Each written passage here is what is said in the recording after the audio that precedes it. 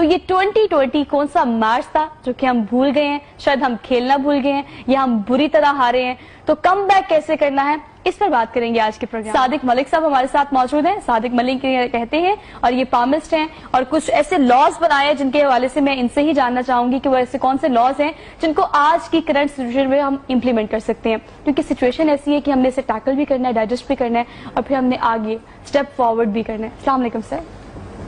وعلیکم السلام۔ آپ پریکاشنز بہت ضروری ہے، کیسے ہیں آپ؟ الحمدللہ۔ Thank you so much for being here. Good تو سوچا بھی تھا جو ہو رہا ہے، لیکن پروڈکشن کی جا سکتی ہے کہ اب صورتحال کو اوورکم کیسے کیا جائے گا۔ اب عوام جو اس چیز کی یوز ٹو نہیں تھی، اب اس سچویشن کی اور کرنٹ سینیریو کی یوز ٹو ہو گئی ہے، اب کم بیک کس طرح سے کیا جا سکتا ہے؟ صادق صاحب آپ سے جان لیتے ہیں، کس طرح سے زیوم کریں گے، کیا پریڈکٹ کریں گے؟ اس طرح سے ہے کہ قدرتی آفات، وبا یہ پہلی مرتبہ نہیں، حضرت انسان کی زندگی میں بارہا مرتبہ آئیں۔ ٹھیک۔ یہ جو وبا آئی ہے نا، یہ پہلی مرتبہ آئی ہے اور روئے زمین پر آئی ہے۔ اس سے پہلی وباؤں کے بارے میں مورخین جو لکھتے ہیں وہ روئے زمین پر نہیں آئیں۔ اب آپ کا پوچھنا یہ ہے کہ کس طرح سے اب آگے نکلا جائے گا۔ جب تک اس کی ویکسین نہیں آتی تب تک تو ہمیں اس کے ساتھ چلنا ہے۔ مجھے اچھی طرح سے یاد ہے کہ جب ایڈز کا پہلا کیس آیا تھا تو اس کے بعد پوری دنیا میں پینک پھیل گئی تھی کہ یہ ایک بہت بڑا موذی مرض آ گیا۔ بالکل ایسے ہی۔ اس کے بعد میں اس چیز کا عینی شاہد ہوں کہ پاکستان میں جو پہلا کیس آیا وہ ایک خاتون تھی جو سعودی عربیہ سے آئی۔ ان دنوں میں گارمنٹس کا کام کرتا تھا اور وہ کٹر ماسٹر صاحب تھے جن کی بیگم تھی۔ جب می ہاسپٹل میں ان کو لایا گیا تو صبح پاکستان کے تمام اخبارات میں جو 6 کالم سپر سٹوری لیڈ لگی ہوئی تھی اس خاتون کی تھی کہ وہ خاتون جس کو ایڈز ہے وہ پاکستان میں آ گئی۔ پورا لاہور پریشان تھا کہ اس خاتون کی وجہ سے کہیں ایڈز نہ پھیل جائے۔ اگلے دن یہاں ایک B H U basic health unit جو ہوتے ہیں بیدیا روڈ پہ، وہاں اس کو خاتون کو منتقل کیا گیا۔ کوئی ڈاکٹر اس کے پاس جانے کے لیے تیار نہیں تھا۔ اگلے دن پتہ چلا جو اخبارات میں بڑی تصویریں لگیں کہ اچانک اس کمرے میں آگ لگ گئی اور پھر اس کے بعد کچھ نہیں بچا۔ یہ جو وبا آئی ہے نا، یہ حضرت انسان کی جو زندہ ہے پہلی مرتبہ آئی ہے۔ ایڈز آج بھی اسی طرح سے موجود ہے اپنی پوری آب و تاب کے ساتھ، لیکن انسان نے اس کو جان لیا کہ اس کے ساتھ کس طرح سے رہنا ہے۔ We have to live with that disease. Yes, to learn that. Hepatitis ایک اگر خاتون کو کسی کو ہے تو وہ سبزی بھی کاٹ رہی ہے تو تھوڑا سا بلڈ سبزی میں چلا جائے تو جتنے لوگ کھاتے ہیں افیکٹ ہوتے ہیں۔ Yes, automatically. حضرت انسان نے اس کے ساتھ بھی جینا سیکھ لیا۔ Most of the is talking about cancer. Cancer پھر بھی کسی نے کسی حد تک ایک سے دوسرے کو منتقل ہونے والی بیماری نہیں ہے، ڈائگنوز بھی علاج بھی اس کا فی الحال موجود ہے۔ ٹھیک ہے جی۔ اب ہم بات کر رہے ہیں آفت کی، منتقل ہونے والی بیماریوں کی اور وبا کی۔ مجھے ابھی کل بڑی گڈ نیوز ملی کہ نیوزی لینڈ میں آخری پیشنٹ کو ڈسچارج کیا۔ یس، اور کل سے ایز آؤٹ کر دیا۔ بہت اچھا ہے۔ جس طرح سے لاک ڈاؤن بنیادی طور پر علاج نہیں بلکہ ایک احتیاط ہے، اسی طرح سے احتیاط کے بعد آخری پیشنٹ کو ڈسچارج کر دیا گیا۔ صحیح۔ لیکن کیا اس کے بعد نیوزی لینڈ میں کوئی ایک پیشنٹ تو نہیں چلا جائے گا؟ ایک پیشنٹ جانے کے بعد 1 لاکھ پیشنٹ پھر دوبارہ ہو سکتا۔ اس کا مطلب ہے کہ انسان کو اب یہ اس کے ساتھ جینا ہے۔ اور بڑی اہم بات میں آپ کو بتاتا چلوں کہ جس طرح سے زندگی گزرتی جائے گی اس طرح سے یہ ایک لمبا کھیل ہے جو چلنا ہے، اور اس کے ساتھ ساتھ انسان نے چلنا ہے اور بڑی آسانی سے اس کو بیٹ کر لے گا. اچھا چلیں، آپ تو اس حوالے سے پروڈکشن کر رہے ہیں نا کہ اب ہمیں we have to live with this disease نا، لیکن ہم نے اس خوف کے ساتھ، اس فیئر کے ساتھ رہنا شروع کر دیا ہے کہ یس اب یہ چیز ہمارے ساتھ ایگزسٹ کرتی ہے، ہم اور آپ جو کر سکتے ہیں وہ پریکاشن سے، لیکن وہ خوف ہونے کے باوجود بھی ہم کیوں رسک لیں؟ لوگ نفسیاتی مریض بھی ہو گئے ہیں. اب مجھے لگتا ہے کہ اگر ہمیں آزاد بھی کر دیا جائے گا نا کہ آپ جائیں ریسٹورینٹ میں، سو ہم اس چیز میں کمفرٹیبل نہیں ہوں گے. اس سوشل گیدرنگ کی ہمیں عادت نہیں رہی، جبکہ وہ عادتیں عرصہ دراز سے ہمارے ساتھ تھی، لیکن ہم کتنی جلدی یوز ٹو ہو گئے ہیں. یہ ہمارے نارمل ہونے کی علامت ہے، یہ ہمارے بیسکس پہ جانے کی علامت ہے. نارمل ہونے کی علامت ہے. کیوں؟ اس لیے کہ جب بھی کوئی نئی بیماری آتی ہے، وسوسے، وہمیں، فیئر آف انون اور خوف کی فضا کا پیدا ہونا ایک کسی بھی شخص کے اب نارمل ہونے کا پتہ دیتا ہے. ٹھیک. تکلیف کے ٹائم پہ بندہ ہائے نہ کرے تو اس کا مطلب ہے وہ نارمل نہیں ہے. ہاں، اب ہمیں کرنا کیا ہے؟ کرنا یہ ہے کہ رپورٹنگ اور ڈس انفارمیشن کے درمیان جو ایک گیپ ہے کہ بے تحاشا سوشل میڈیا سے لے کر ٹاپ ٹو باٹم جو ڈس انفارمیشن کا بازار ہے نا، اس کو ہم نے رپورٹنگ پہ لے کے آنا. اور اس کے لیے باقاعدہ سب سے اہم رول جو ہے وہ میڈیا پلے کر سکتا ہے کہ اپنے رپورٹرز، اپنے تمام وہ لوگ جو براہ راست لوگوں سے مخاطب ہوتے ہیں، تو اس کو کس طرح سے رپورٹ کیا جائے. جب وہ اس کی اچھے طریقے سے رپورٹنگ کرنا سیکھ جائیں گے تو اتنا خوف کم ہوتا چلا جائے گا. واللہ عالم بالصواب. جی بالکل ایسے ہی ہے. لیکن فوری اگر اس سوشل ڈسٹینسنگ کو ایکسکلیوڈ کیا جائے گا اور ہمیں کہا جائے گا نہیں آپ جائیں، کوئی مسئلہ نہیں ہے، آپ پارکس میں بھی جائیں، آپ ریسٹورینٹ میں بھی جائیں، تو ہم اس چیز کی یوز ٹو بھی بڑی جلدی ہو جائیں گے. تو آگے آنے والے دنوں میں ہیومن سائیکی کو آپ کس طرح سے دیکھتے ہیں کہ ہم کس طرح سے مولڈ ہو رہے ہیں اور فوراً ہو رہے ہیں؟ لاکھوں ہاتھ دیکھنے کے بعد اس نتیجے پہ پہنچا کہ انسان اگر کچھ نہیں ہے تو وہ یکسانیت پسند نہیں ہے. اچھا جی.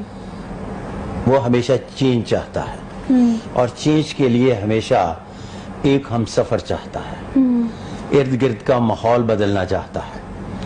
تو یہ بھی نیچر کا حصہ ہے، اس میں کسی بھی قسم کا کوئی پرابلم نہیں ہے.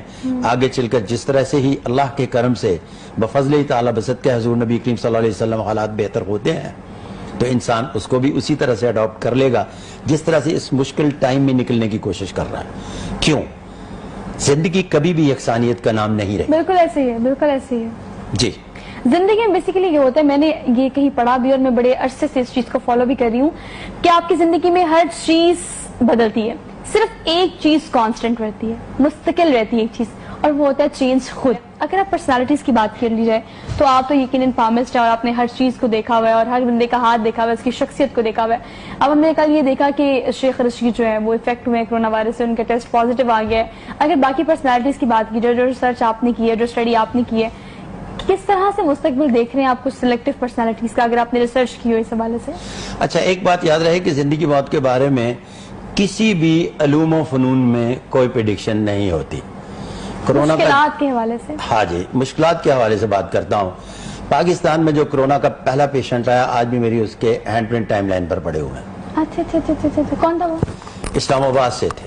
لاہور سے؟ مطلب اسلام آباد سے. پاکستان میں جو پہلا پیشنٹ آیا آج بھی میری فیس بک کی ٹائم لائن پر ان کے ہینڈ پرنٹ پڑے ہوئے ہیں. حیات ہے؟ جی بالکل، الحمدللہ. الحمدللہ. ان کے بارے میں بھی ایک لفظ کہا تھا کہ ہاتھوں سے بیماریوں کی تشخیص نہیں کی جا سکتی. اچھا جی. یہ تو پہلی بات ہے. ٹھیک. نمبر 2، وبائی امراض کا کوئی سیارہ نہیں ہے. علم نجوم کے ماہرین جو پریڈکشن کرتے ہیں یہ گمراہ کرتے ہیں.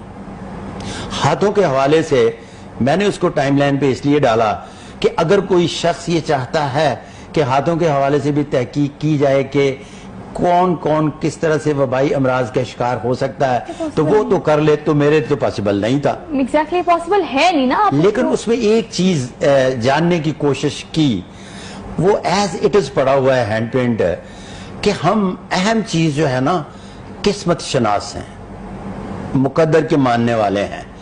تو یہ جو ہاتھ ہے نا، اس ہاتھ پر مقدر کی لکیر بڑی عمدہ ہے، تو لہٰذا کہا جا سکتا ہے کہ سروائیو کر جائے گا. یہ لفظ لکھا ہے واللہ عالم بالصواب. اب چونکہ مقدر کی جب بات ہوتی ہے تو مقدر کے حوالے سے میں نے بے شمار لوگوں کو دیکھا ہے کہ اب جہاں لوگ اتنی پینک میں ہیں، وہاں کچھ لوگ اربوں ڈالر بھی کما رہے ہیں. بالکل ایسے سینٹینس جو میں بڑا سنتی ہوں نا کہ قسمت سے زیادہ اور وقت سے پہلے آپ کو نہیں ملتا. وقت سے پہلے نہ کسی کو ملا ہے نہ کسی کو ملے گا, یہی قسمت ہے. ٹھیک ہے. Number 2, new laws of palmistry. میں جب اس فیلڈ میں آیا تو مجھے پتا چلا کہ ہر شخص کہہ رہا ہے کہ یہ بندے کے ہاتھ پر لکیر تو ہے لیکن ہے نہیں, یہ بندہ اتنا پاپولر تو ہے لیکن پاپولرٹی کی اس کے ہاتھ پر لکیر نہیں ہے. چودھری پرویز الہی سی ایم بن گئے لیکن ایک پامسٹ نے ہاتھ دے کر کہا کہ ان کے ہاتھ پر سی ایم کی لکیر نہیں ہے. اس میں علم کا قصور نہیں ہے, اس بندے کا قصور ہے جس نے کہا. جب میرے سے پہلی مسٹیک ہوئی 20 سال کے بعد, پہلے پریڈکشن غلط ہوئی تو میں دوبارہ واپس چلا گیا اور 5 سال ٹی وی پر نہیں آیا اور بعد از تحقیق نیا ایک لاز بنا کے لے کے آیا جس میں 7 قسم کے ہاتھوں کی ساخت, 101 غیر معمولی علامات, 32 راجا یوگ, اور پھر اس کے بعد یوں کر کے ہاتھ کرے کسی کا تو پیدا ہوتے ہی بچے کے بارے میں بتایا جا سکتا ہے کہ وہ غریب گھر میں پیدا ہوا یا امیر میں, اس کی اپنی لائف کا سٹیٹس کیا ہوگا. اچھا, مثال کے طور پر اگر وہ بادشاہ کے گھر میں بھی پیدا ہوا تو کیا آگے چل کے اس کی لائف لوئر مڈل کلاس جیسی تو نہیں ہو جائے گی. کیا وہ لوئر مڈل کلاس میں گھر میں پیدا ہوا تو اگر اس کے ہاتھ پر راجا یوگ ہے تو اس کا مطلب ہے ایک مخصوص ٹائم میں جا کر جب مقدر کی لکیر اس راجا یوگ کو لنک کرے گی تو وہ راجا مہاراجا بن جائے گا, وہ ملک کا پرائم منسٹر بنے گا, وہ ملک کا پریزیڈنٹ بنے گا. اسے کہتے ہیں فوری, اور عام زبان میں دستی آپ کی جو قسمت چینج ہوتی ہے نا, اس کو وہ کہتے ہیں. لکیریں کس طرح سے چینج ہوتی ہیں اور کب ہوتی ہیں؟ 2 سوال ہو گئے. پہلے ہم لکیروں کو جب پڑھتے ہیں تو کسی بھی ہاتھ پر سن لائن دیکھنے کے بعد پتہ چلتا ہے کہ اس میں عروج و ارتقاء کے ساتھ شہرت کی بے تاب تمنا بھی پائی جاتی ہے. اچھا, وہ کس حد تک پوری ہوگی پھر لکیر کی ٹینڈنسی کو دیکھتے ہیں. اس کا مطلب ہے انسان کے اندر پہلے سے چیزیں موجود ہوتی ہیں اور وقت آنے پر نمودار ہوتی ہیں. مطلب وہ سکلز, وہ ایبیلٹیز آپ کے اندر ہوتی ہیں, پہلے سے موجود ہوتی ہیں, وقت آنے پر نمودار ہوتی ہیں. عثمان بزدار صاحب میرے آفس تشریف لائے اس دور میں جس دور میں لوگ سمجھتے ہیں کہ ابھی کل کی بات ہے, یوں آئے اور وزیر اعلیٰ بن گئے.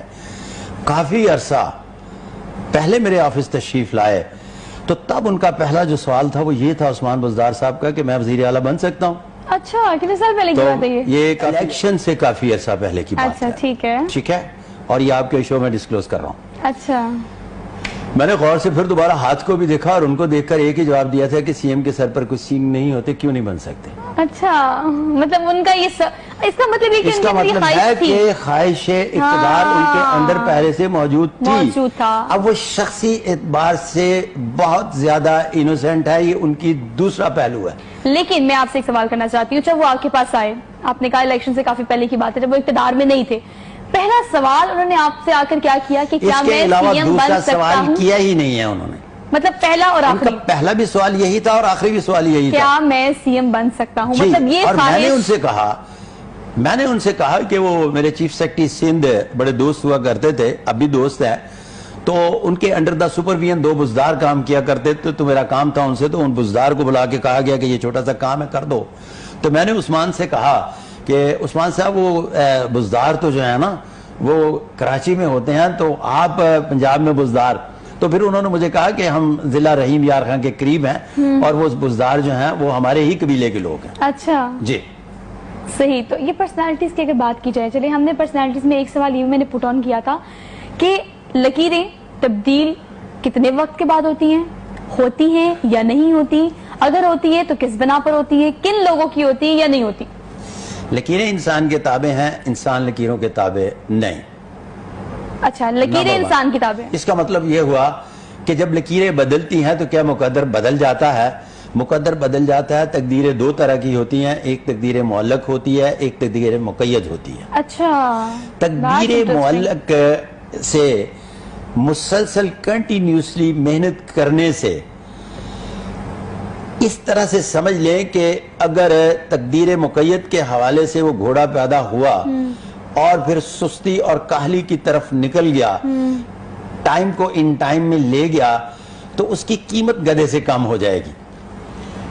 اگر وہ بائی برتھ گدھا پیدا ہوا اور تقدیر معلق کے حوالے سے وہ بہت زیادہ محنت اور جدوجہد پر چلا گیا تو رہے گا تو گدھا ہی، لیکن اس کی قیمت گھوڑے سے زیادہ ہو جائے گی، اور یہ دونوں چیزیں بھی قسمت ہیں اچھا کہ وہ محنت کرے گا۔ that's interesting۔ دیکھیں اب اس سے کیا ثابت ہوتا ہے؟ اس سے ثابت ہوتا ہے کہ ایک چیز آپ کے ہاتھ میں ہوتی ہے، لیکن اگر آپ مشقت نہیں کرتے، اسے حاصل کرنے کے لیے تگ و دو نہیں کرتے، محنت نہیں کرتے، ڈیووشن سے، ڈیڈیکیشن سے فوکسڈ ہو کے اپنے ٹارگٹ پہ نہیں لگے رہتے، تو وہ قسمت میں ہو بھی تو آپ تک نہیں پہنچتا۔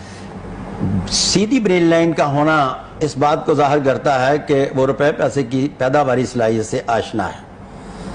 وہ غریب گھر میں پیدا ہوا، امیر گھر میں پیدا ہوا، کہاں بھی پیدا ہوا، وہ روپے پیسے کو اہمیت دے گا اور اس کی پیداواری صلاحیت سے آشنا ہوگا۔ ٹھیک ہے۔ اب اگر ہاتھ لوئر مڈل کلاس کا ہے تو جتنی مرضی جدوجہد کر لے روپے لوئر مڈل کلاس کے ملیں گے۔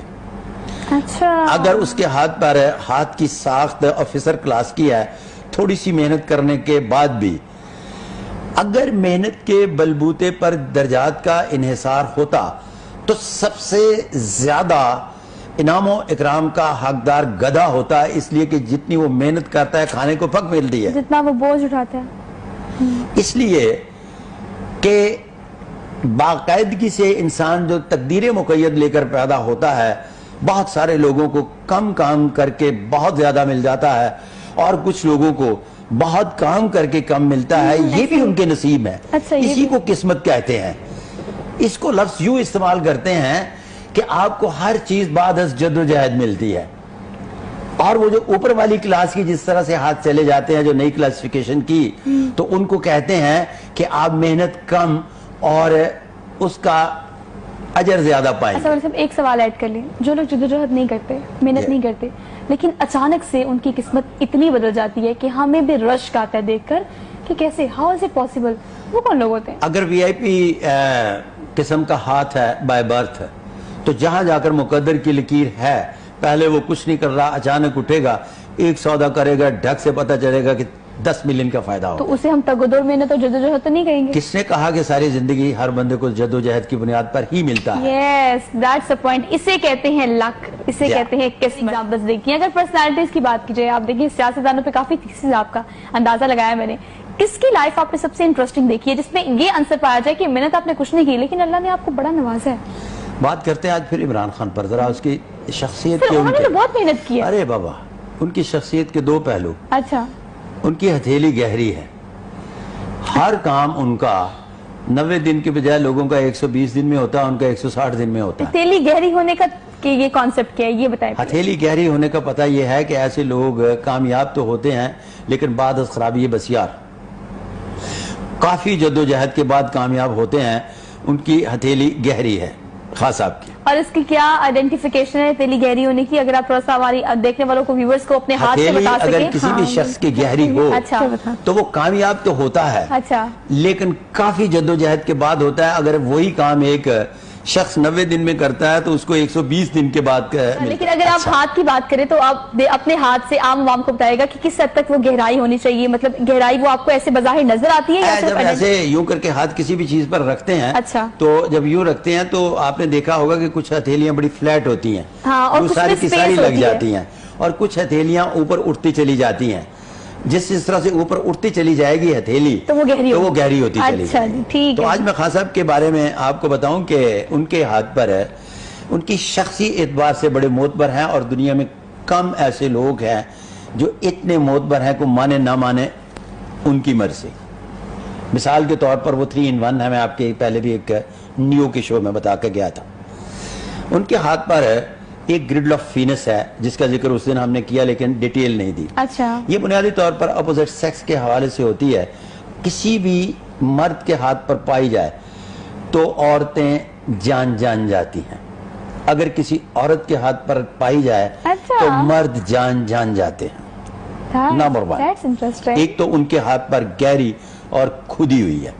پھر اس کے علاوہ ہوتا ہے کہ جنسی کشش کے ساتھ ساتھ ایک ہارٹ لائن جو ہے یہ موٹ آف جوپیٹر سے نکلتی ہے، تو موٹ آف جوپیٹر سے نکلنے والی ہارٹ لائن اس بات کو انشور کرتی ہے کہ وہ شخص بھی جذباتی وابستگی کے حوالے سے بہت والہانہ قسم کی شخصی جاذبیت اپنے اندر رکھتا ہے. اچھا. تیسرا ہوتا ہے یہ موٹف وینس. اس کا تعلق بھی بنیادی طور پر شخصی سحر اور پھر اس کے اپوزٹ سیکس کے حوالے سے چاہے نہ چاہے جانے کی بات کو ظاہر کرتا ہے. مثال کے طور پر شاہ رخ کے ہاتھ پر ہے آپ کو جتنا فین کلب ملے گا میل فیمیل یکساں ملے گا, انفرادی طور پر نہیں ملے گا کہ بہت زیادہ فیمیل شاہ رخ کی فین. اچھا, وہ ایکوالٹی آئے گی اس لیے کہ ان کے ہاتھ پر موٹف وینس بہت اچھا ہے. اچھا. سلمان کے ہاتھ پر موٹف وینس کے ساتھ ساتھ مرکری اچھا ہے, آپ کو ان کا فیمیل کلب بہت کم نظر آئے گا. اچھا.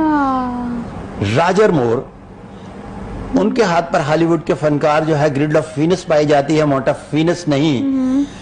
فیمیل ان کا آپ کو فین کلب ملے گا تو ساتھ ان کا دوسرا بھی فین کلب تو موجود ہوگا لیکن کم ہوگا.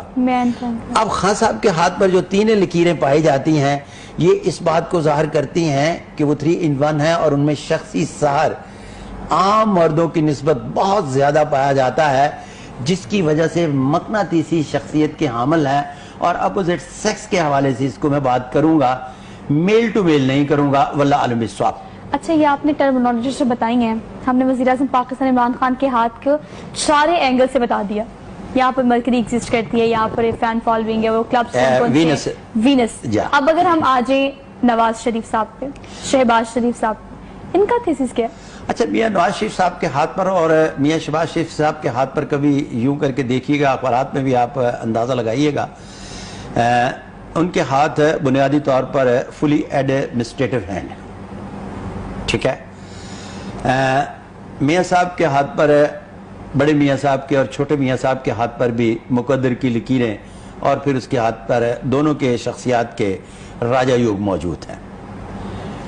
میرے خیال سے وہ اب چینج ہو گئی ہیں.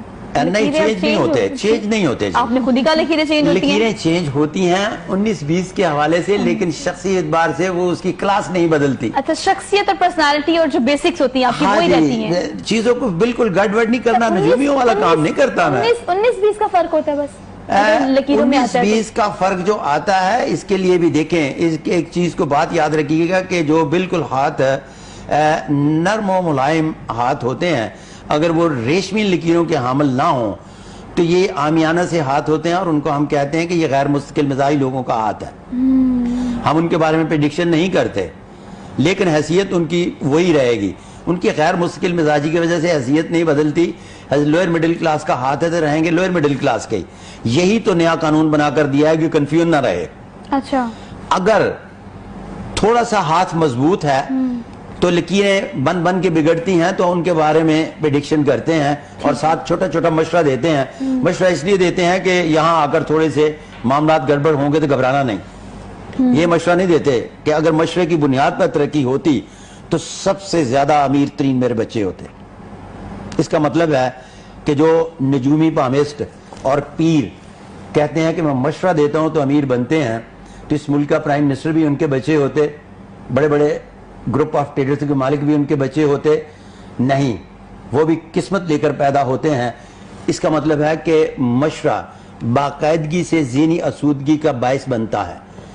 فائدے والے کو اتنا فائدہ ہوتا ہے جس کلاس کا ہاتھ ہے. لیکن یاد رکھنا یہ چاہیے, یاد رکھنے والی بات یہ ہے کہ وہ ہے تو ایک مشورہ, مشورہ, اور آپ نے وہ سپیس اور وہ فلیکسیبلٹی رکھنی ہے کہ everything can be happen, کچھ بھی ہو سکتا ہے, everything is possible in this world.